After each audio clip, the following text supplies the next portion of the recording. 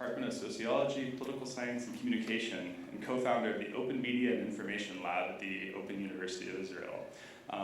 Focusing on the intersection between new media, science, and technology, and technical technology studies, she researches the geopolitics of the web and online platforms. She's published several articles and book chapters on web history and web archive research, in which she used the archived web to study the histories of national webs of countries in transition, such as Palestine, the former Yugoslavia, Kosovo, and North Korea. Methodologically, Ben-David, her research attempts to develop computational methods and tools for advancing the scholarly use of web archives by the social sciences. I'm really excited to hear the talk, and join me in welcoming her to the stage.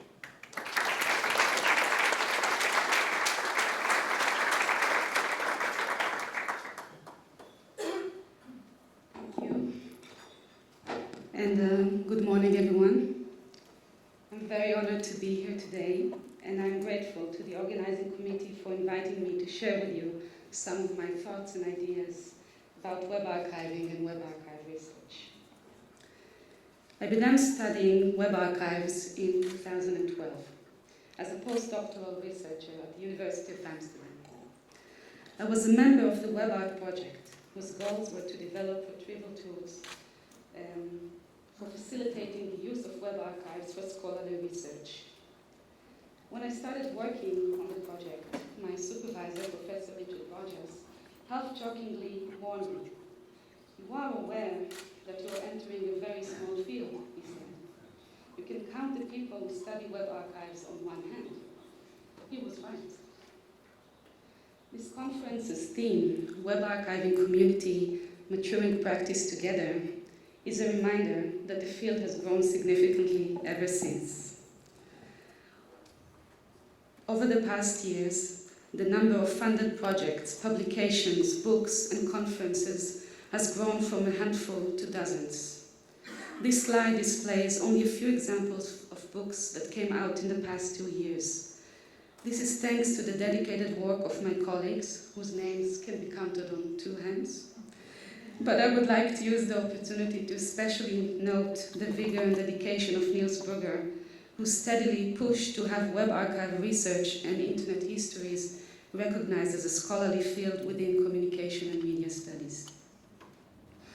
If 7 years ago, most scholarly publications were concerned with how to archive the web, who is it for, and why web archiving differs from archiving other digital or analog media, today, there is already a considerable amount of empirical research that no longer asks what web archiving is, but instead uses the archived web for answering various research questions using a diverse set of methods.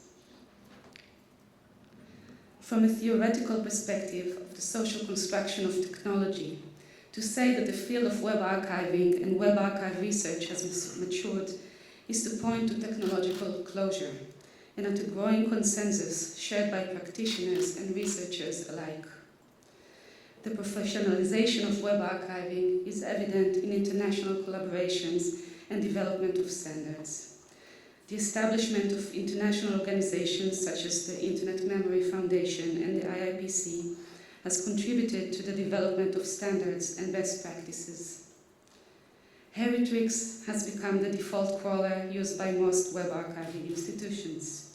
The Wayback Machine has become the default device for replaying archived websites, and the WARP file, which just celebrated its 10th birthday, is the standard file format.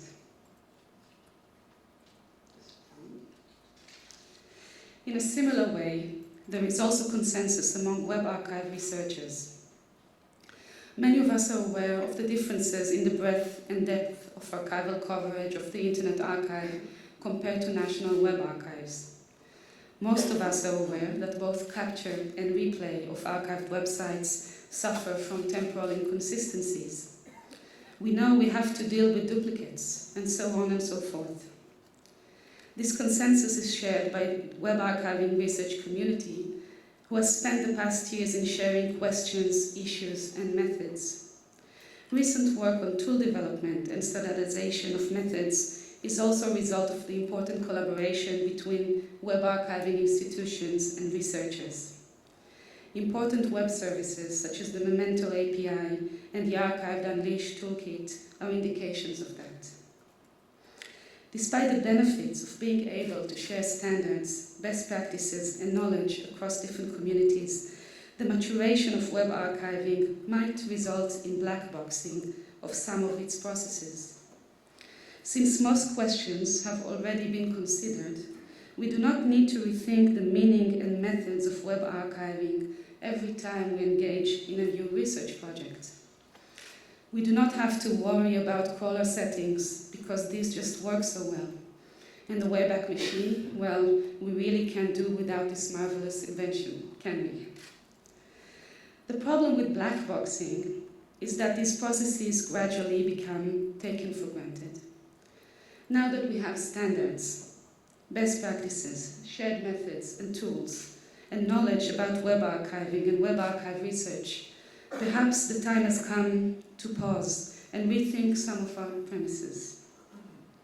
Instead of asking what are the best ways to archive the web, or why are web archives not widely used, we can begin asking questions about the types of knowledge that web archives produce and reproduce, about their embedded values, ideologies, their limits, artifacts, and politics.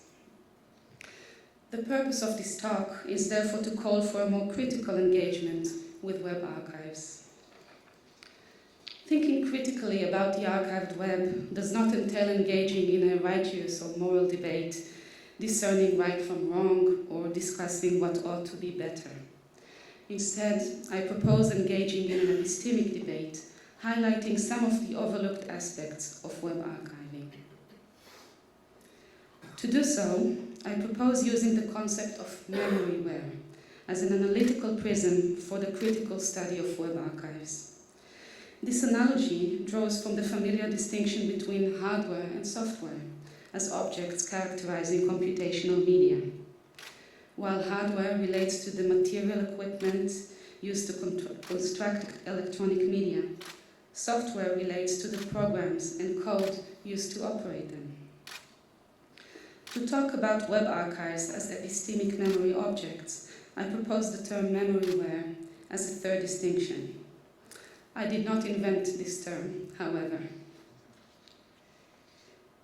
While there is no official dictionary definition of the term, it is known as a synonym for broken tile mosaics, the art of piecing together tile shards and glazed chinaware.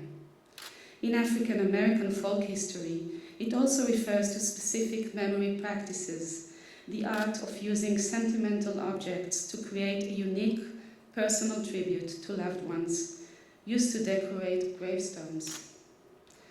Thus, in the context of web archiving and web history, I propose using the term memoryware to refer to the medium specificity of web archives as both the web's memory organs as well as to the specific historiographical practices that can be done while using web archives as primary sources.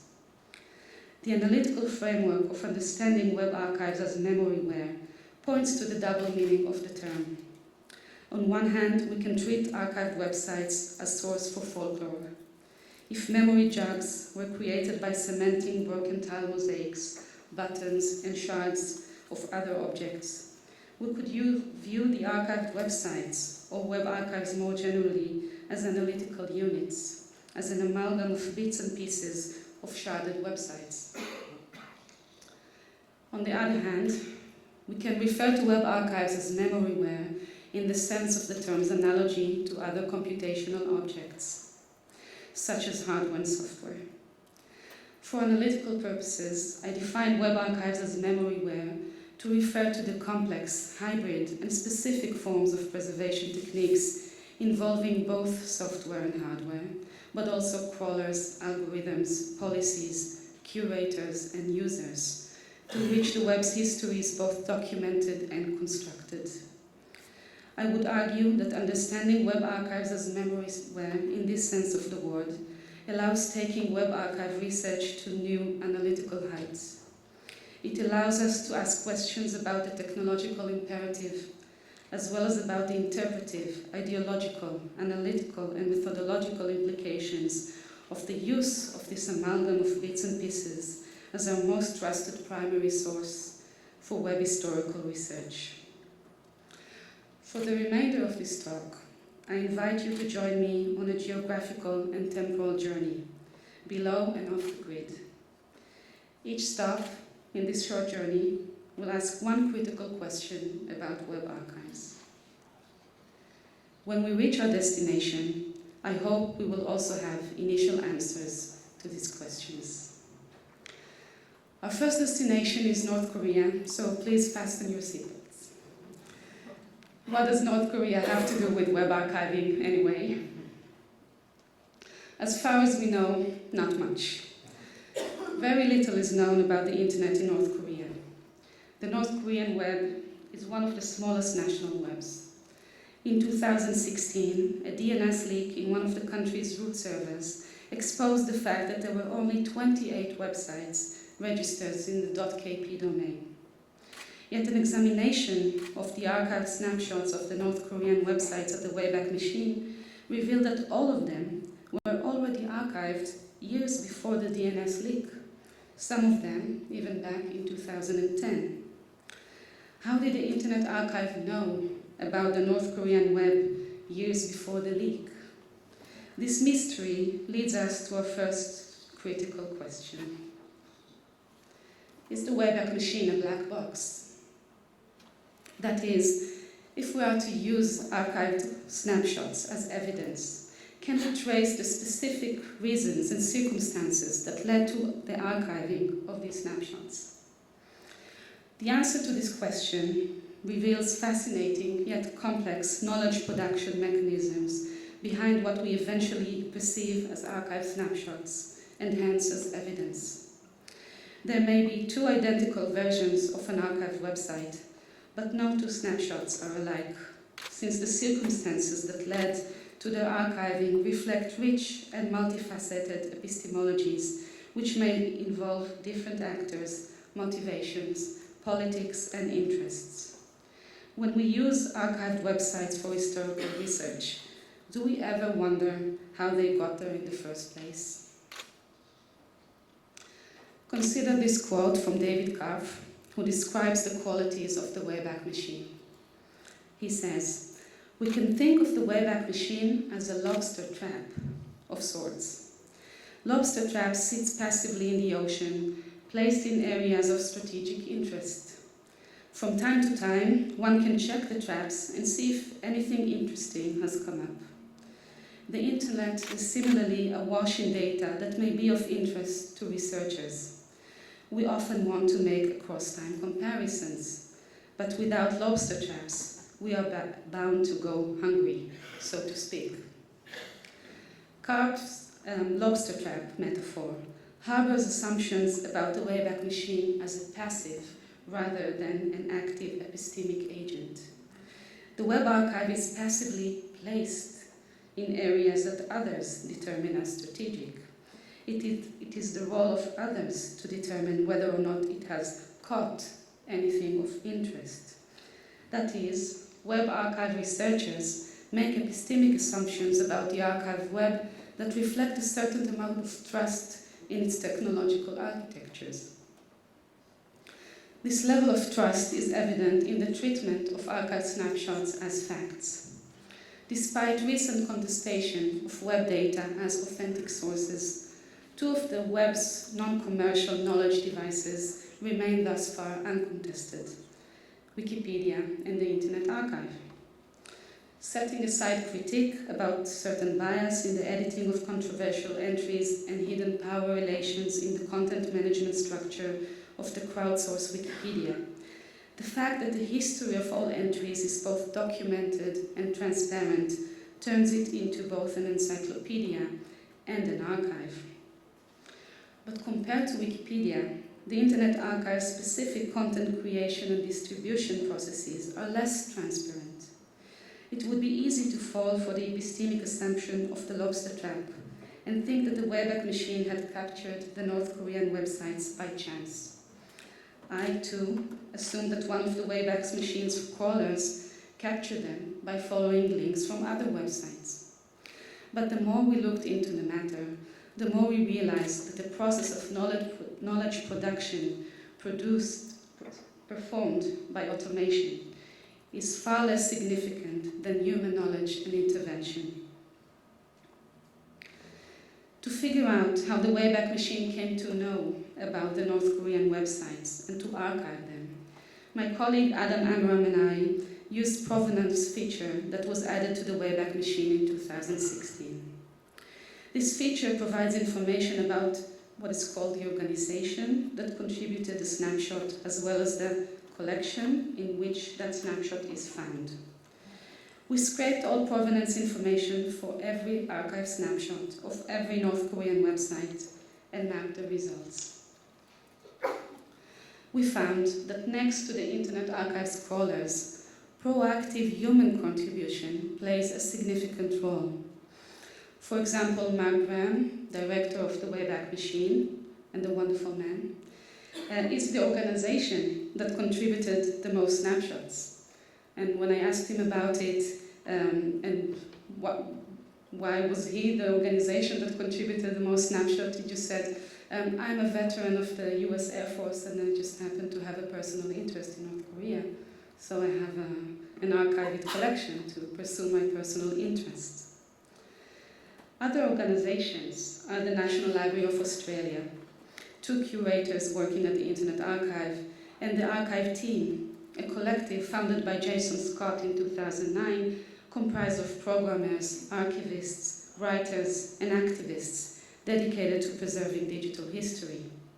So at least quantitatively, the contribution of North Korean websites to the Internet Archive by human experts, trained archivists, and activists is far greater than the contribution of automated crawls based on initial seed lists. Another epistemic assumption about the Internet Archive is that the archive's location does not affect archival coverage. But examination of North Korean websites on the Internet Archive revealed that this is not the case. While the process of URL contribution is distributed, anyone can save a page to the archive from anywhere in the world, the archiving itself is centralized. That is, the Internet Archive's lobster traps sit always in the same place, which is San Francisco. Different countries. Accessibility rates to North Korean websites vary across countries, depending on their political ties with Pyongyang. Compared to 100% accessibility rate in Russia, only 50% of North Korean websites can be accessed from the US. Geolocation, then, also affects the production of historical facts. If there are web archivists from national libraries in the audience, are there? Just joking. At this point, you must feel relieved. You might be thinking, this might apply to the Internet Archive, but is no concern of us. Since we only preserve websites in our national domain, we do not have to be concerned about diplomatic ties. But since we began talking about the geopolitics of web archiving, let's continue in our imaginary geographic and temporal tour and take the flight from the Wayback Machine servers in San Francisco over here to Croatia. Now let's time travel back to 1989. Croatia was still part of the Socialist Federal Republic of Yugoslavia, and the country had just received a fresh country code top-level domain, .u. 2 years later, the country dissolved, and gradually the countries that were formerly part of the SFRY received their own new national domains. Croatia and Slovenia were the first. North Macedonia was the last. Throughout this time, the .u domain continued to work, first as the official domain of the FRI, and then as a historical digital remnant of both the web and Yugoslavia's past. These years of war, bloodshed, and displacement are a crucial part of human history. The .u websites also documented a crucial part of the web's history, as it was considered the first internet war, involving online reporting and the spread of information warfare for the first time. All of the digital remains of this important period are gone due to unrelated internet governance policies. In 2010, the .u domain was removed from the Internet's domain name system. This means that even if a historical .u website is still hosted somewhere on a server, it is no longer part of the Internet root and therefore cannot be found. The history of the .u domain brings me to my next critical question, which is, what does the web remember of its deleted past? The answer to this question sheds light on two epistemic processes that relate to the geopolitics and temporality of web archives. The first is that web archiving inherently depends on the politics of the Internet's DNS system. And the second is that the archived web is temporally dependent on the live web. We can also think of the DNS as memoryware of sorts, since it translates IP numbers into mnemonic addresses. As a hierarchical and universal system for the resolution of web addresses, the DNS is the Internet's most strict authenticator of sources. HTTP requests of web addresses incompatible with the DNS will not resolve. At the same time, the DNS is also the Internet's most strict authenticator of nation-states. The DNS is managed by ICANN, which delegates ccTLDs to countries enlisted in the standard list ISO 3166-1, the list of the official names of countries and territories recognized by the UN, and their two-letter suffix. As new countries are added to the list, their newly delegated ccTLDs are added to the DNS and subsequently emerge on the live web. But when countries dissolve, a removal of a ccTLD from the DNS consequently deletes the possibility of resolving its historical addresses on the live web. The other side of the protocol of mnemonics is thus permanent memory loss. Arguably, the dependence of the live web on the DNS, and consequently of the web archive on the live web, inscribes sovereignty and stability into web archives and national web history. Sovereign countries whose historical ccTLDs have expanded over the years enjoy the benefit of the enduring proximity between the live web and its archiving. At the same time, such inscription of sovereignty jeopardizes the web histories of unstable domains or non-sovereign states and peoples whose digital pasts are dotted with rupture and deletion.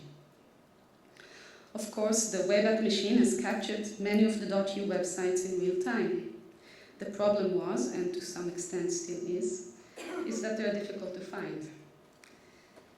User access to web archives assume that one knows and subsequently types a URL to view its archive snapshots.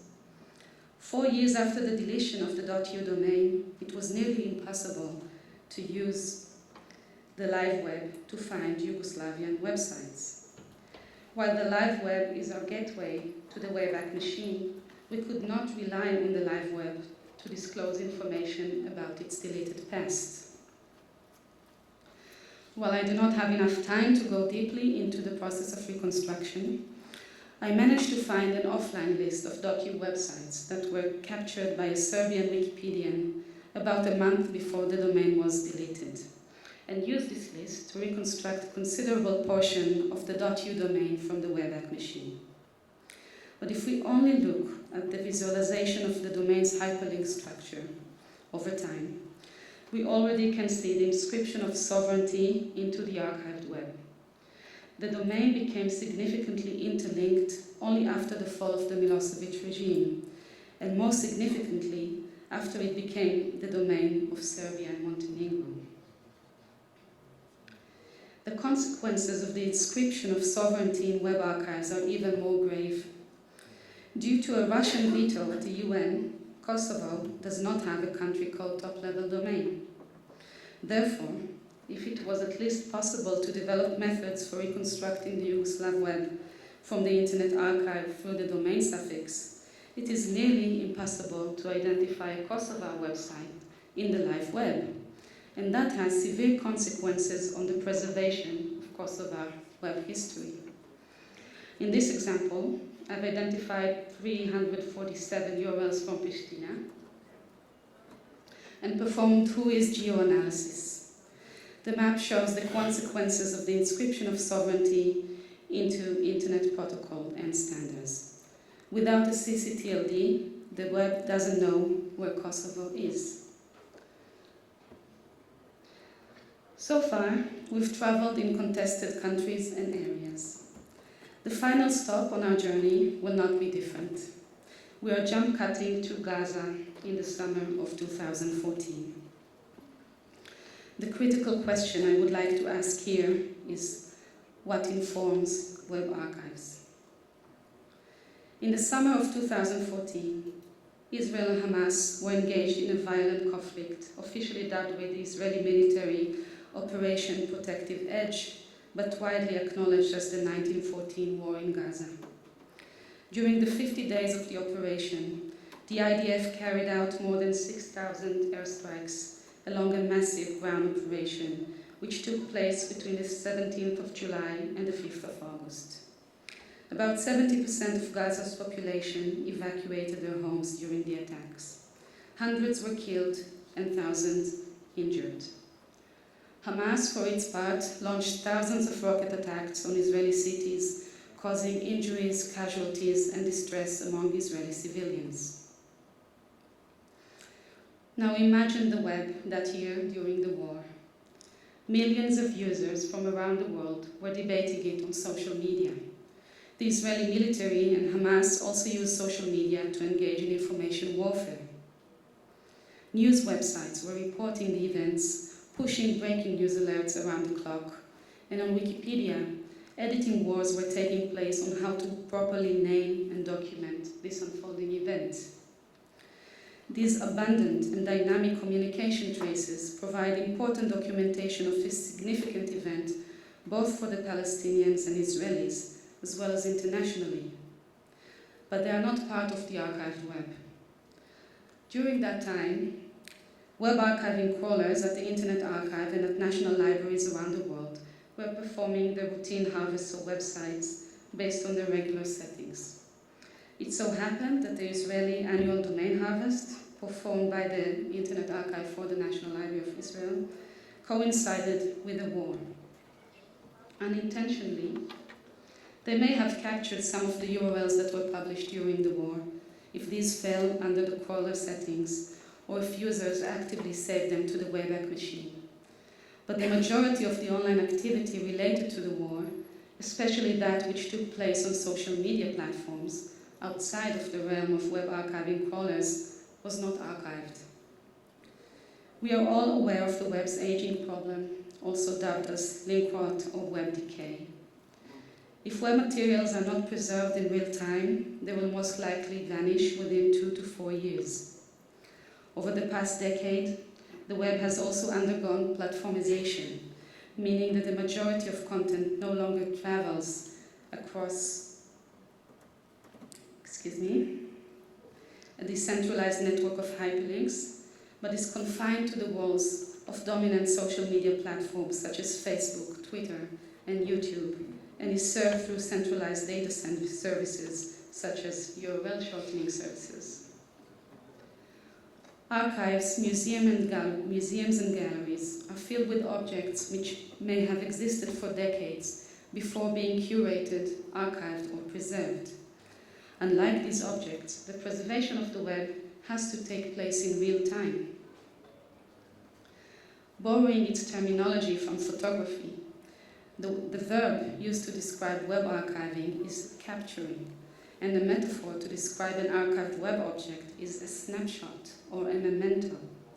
These metaphors illustrate the assumption that since the web is a dynamic medium, its archiving locks in a specific moment in time, one which later serves as evidence that the archived websites, which may have changed dramatically afterwards, was part of the live web at the moment of capture.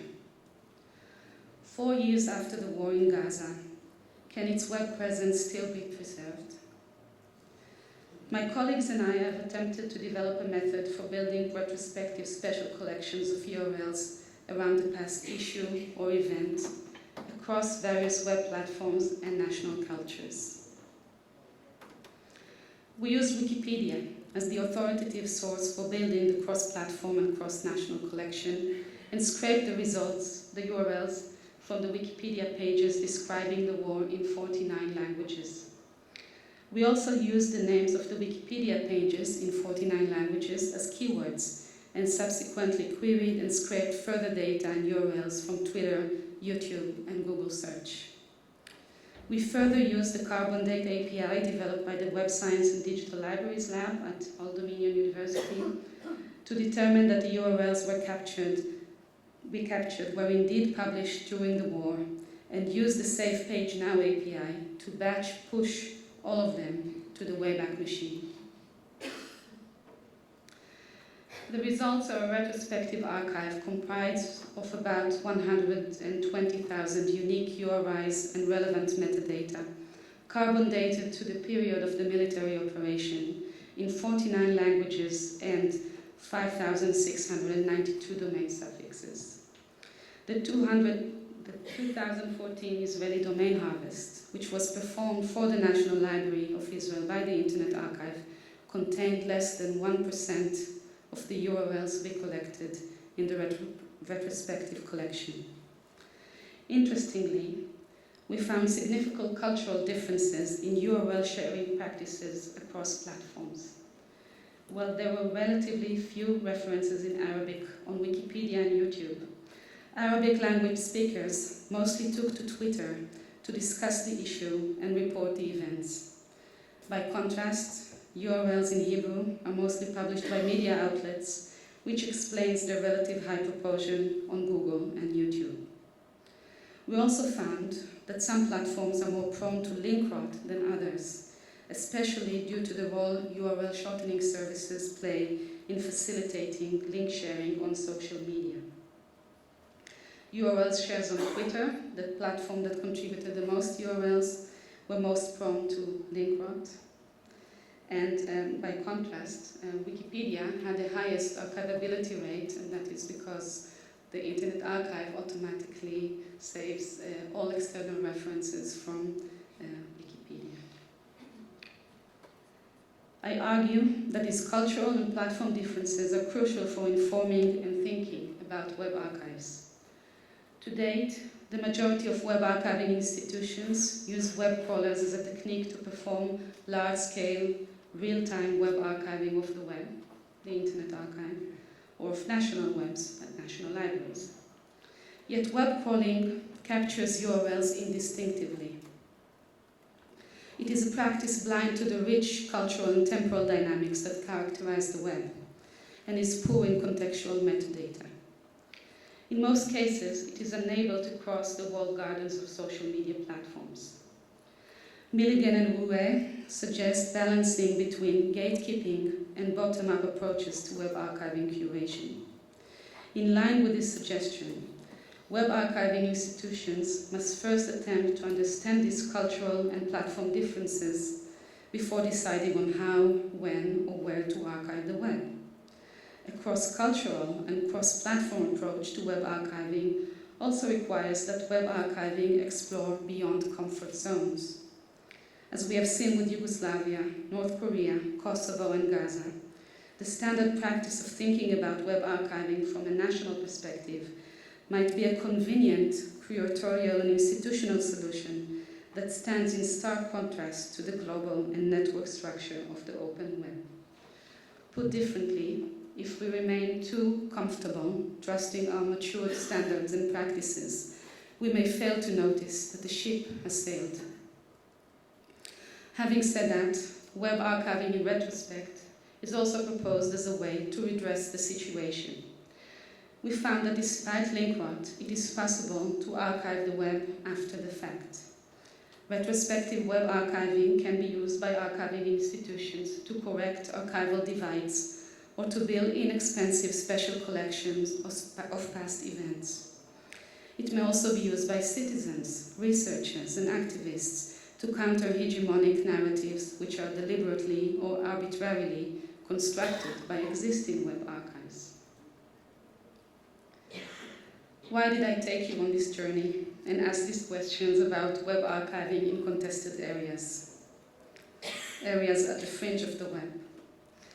I did so, first because nobody cares, but also because these are the places where some of the assumptions we make when archiving the web and when studying web archiving no longer hold. We can continue studying national webs and characterize linking practices, link rot, and evolution. But we can also ask different questions. Unsurprisingly, we find ourselves back at the point of departure. Web archives are the web's memory organs. And as such, they are breathing, dynamic, and constantly evolving. If we are to treat web archives as memoryware, there are two paths we can take. As researchers, we can continue treating web archives as bits and pieces, as digital shards of the web's past, and continue to use the historiographical methods we are familiar with, trying to cement the pieces together. Or we can take the second path and treat web archives as active agents with embedded values, biases, and politics. As web archiving institutions and practitioners, we can do the same. Either continue to collect bits and pieces and leave it for the future researchers and users to decide what to do with them, or think more reflexively on how web archiving techniques and policies are canonizing very specific ways of knowing the web's past. Thank you.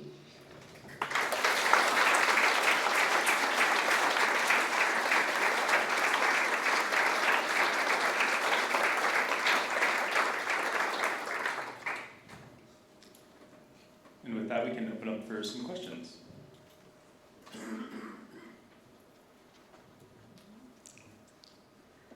Everyone is depressed.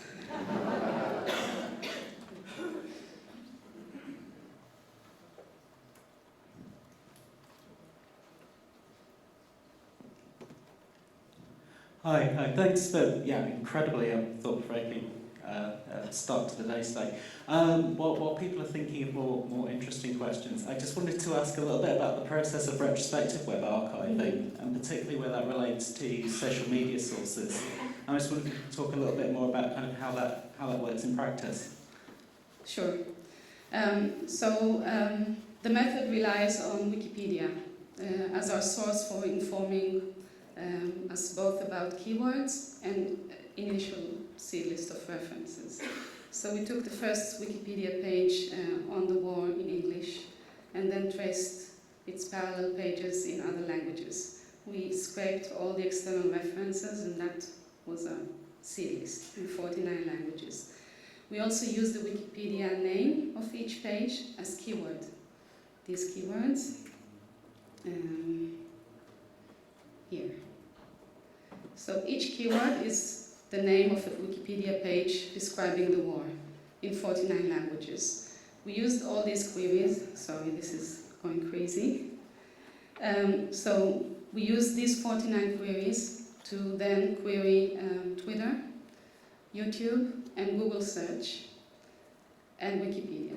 So, and then we joined the four sources into one collective archive, one that both joins the URLs and looks for unique URIs within them, but also preserve the metadata and the unique characteristics of their sharing practices and origins. We then carbon dated the URLs. That means that we wanted to make sure that they were really published during the war and not later or before.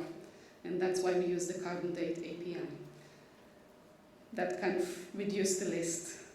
Then we checked the archivability rates of our identified list, just to see if that collection had already been archived elsewhere. And for that we used the Memento web service.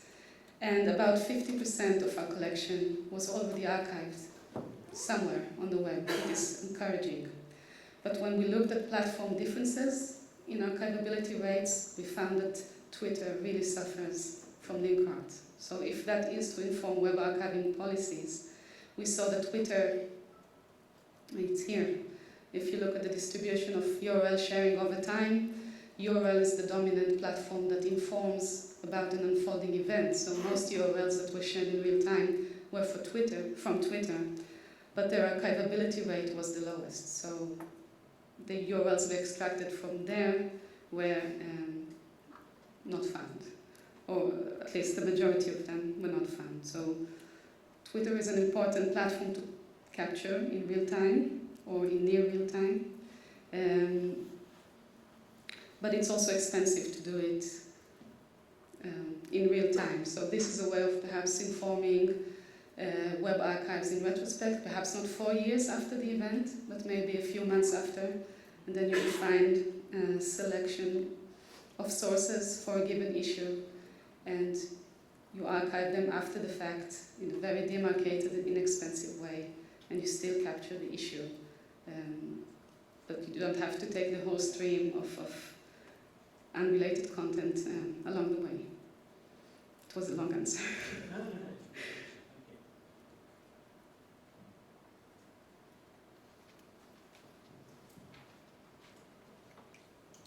So, what is the scope of memory, of the definition of memoryware?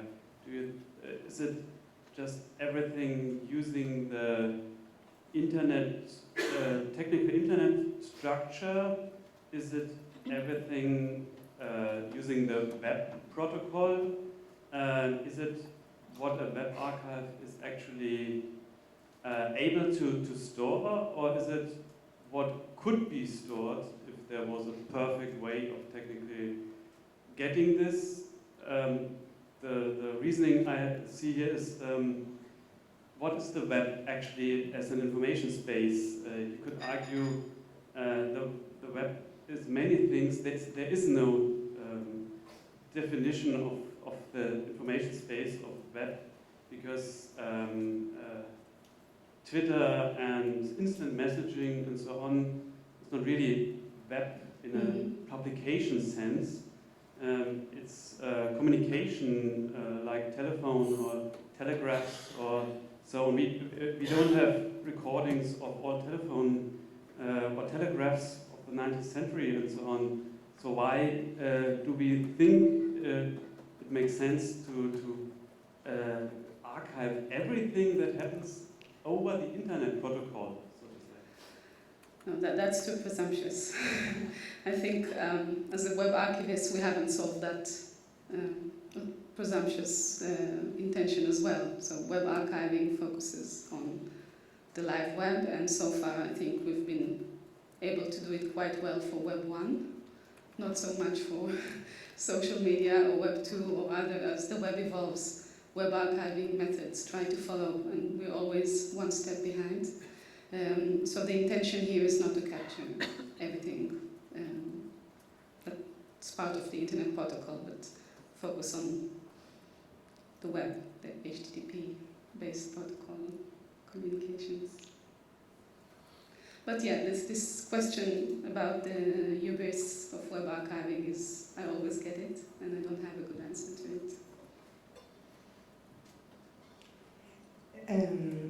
Yeah, Anat, thank you for this stimulating keynote, and you clearly demonstrated that web archives are not neutral and have politics.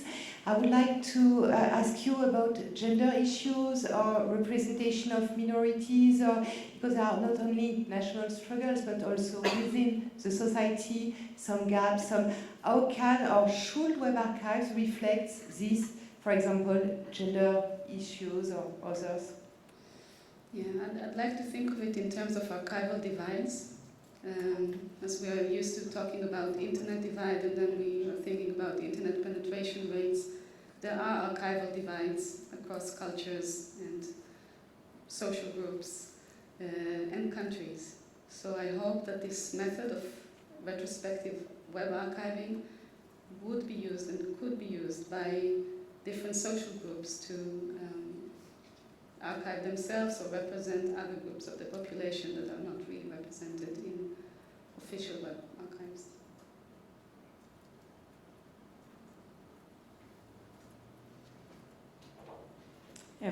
Every time I come to IIPC, I have a lot of guilt about the provenance questions and talking to Peter Webster, this always gets to me, but how there are so many things that are influencing what ends up in the archive, and we are doing more to release data and uncover incidental captures of things that we may not have anticipated that we got, so I'm really interested in this research and trying to dig through our archives. But we don't have time or staff or energy to document properly the decisions along the way, and a lot of it's because the site owners aren't responding to our permission requests, so we can't archive certain things. Is there any one thing that you would love all of us to be documenting or recording to help your work? I know it's aspirational, but... So any curatorial decision made along the way, the settings of heritrix that are used for each column, the breadth, the depth, and the crawl logs. We are so eager to get them. So crawl logs as a data set? Yes. That kind of, okay, we've been thinking about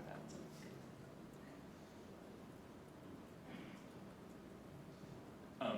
And my question actually, Carrie, is similar. So assume you were in the room with the vast majority of web technologists, web archiving technologists and collections. What could we do better? How could we, what are things, if you had some wish list things, now's your time. I would have suggested to think differently about curation. So not for us to decide what informs web archives, but ask new questions about how the web may inform us about what to archive. So for me, looking at the web from a cross-platform perspective or from a cross-cultural perspective is more close to the medium than a seed list curated by others. So if we could ask the web, could you please let us know what are the cultural preferences, what are the technical limits that shape how knowledge is produced, that shape how knowledge travels across platforms. If we could take that into web archiving policies, I think we would have smarter web archives. I have a question over here. Thank you, that was really, really interesting.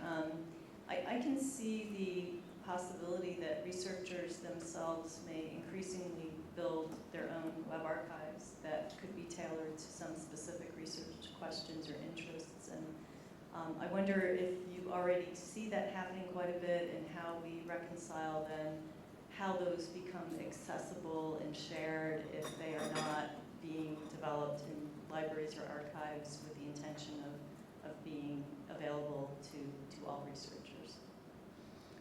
I'm not aware of many new initiatives of researchers building web archives, but I'm sure there are, and I hope there will be more in the future.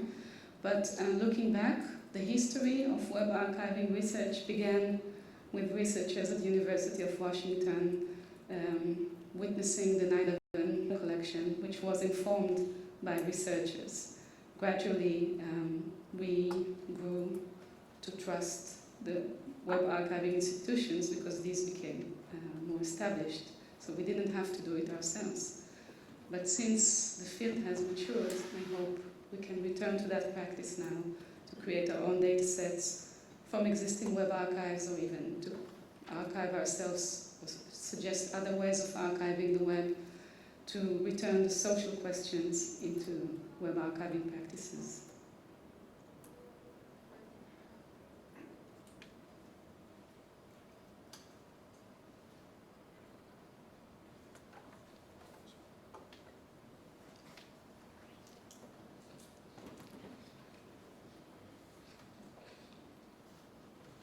Hi, great presentation. Yesterday we saw a lot of presentations from different domains trying to get researchers involved in the web archives, and the statistics are quite, the uptake's not great. Yeah. So, do you see any more interdisciplinary kind of cross-collaboration to try and encourage more people to kind of build on the work that you've been doing and other people in your media field? Because it seems like media studies seems to be one of the biggest uptakes of using web archives so far. Because the internet and history's journal is kind of mostly media-based researchers. I would definitely encourage more and more collaborations between web archiving institutions and researchers. It's not always easy. Interdisciplinary collaboration is also challenging. Sometimes putting a historian and a data scientist and a web archivist in one room makes you realize that we are all talking about web archives, but we want to do different things with them. But this communication between researchers and web archivists is so important because we can work together towards making it more accessible and attractive for future users. I know there aren't many, but there are many more now than there were 7 years ago, so I'm optimistic.